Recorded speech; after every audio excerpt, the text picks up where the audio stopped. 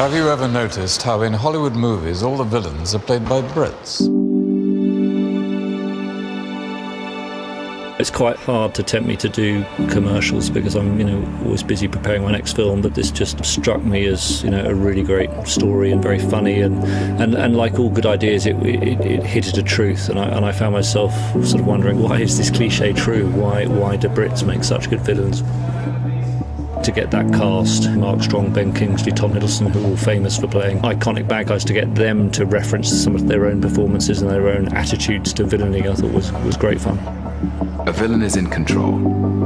A villain is a mask of elegance and style, behind which is a whirring and brilliant intelligence. But the trick is to make it all look easy. I think the best bad guys are very charming and very witty, and their villainy, as it were, comes at the twist of a wrist or the flick of a finger. We never break a sweat, we don't get our hands dirty, and the devil plays all the best tunes, particularly in a British accent. We're exotic and unusual. That fits the role of the bad guy very well. Also, I think we're unafraid of playing villains. I think we didn't grow up in a culture which reveres the hero necessarily. We have Richard III, we have Macbeth, who murders a king. The reason why I think villains are kind of important is a hero is only as good as its villain. You can't be a hero without a villain. My formative years were with Shakespeare.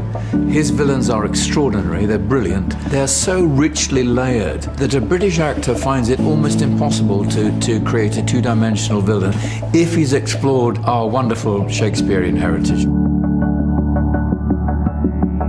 It's actually one of the great pleasures as a director who brought up in London to be able to use your own city. And actually it was quite fun to shoot in all these iconic locations.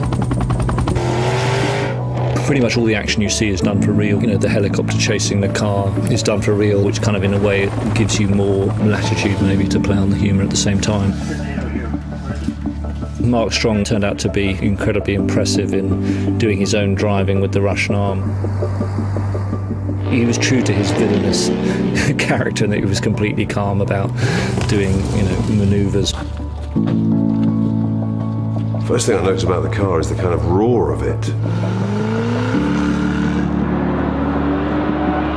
You're sitting low down, looking over that dashboard with that bonnet, with that noise. I mean, I can see why you might have thought that was a kind of villain of all cars. We recorded the score at Abbey Road, where we also did the King's Speech with the London Symphony Orchestra, who are one of the best bands in the world.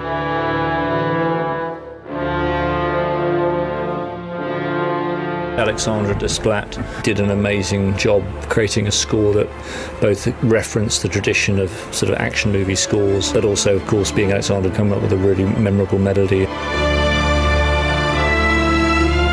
It was interesting to effectively do in miniature a genre I've not done as a film, so it definitely made me more curious to try the genre to longer length than 2 minutes.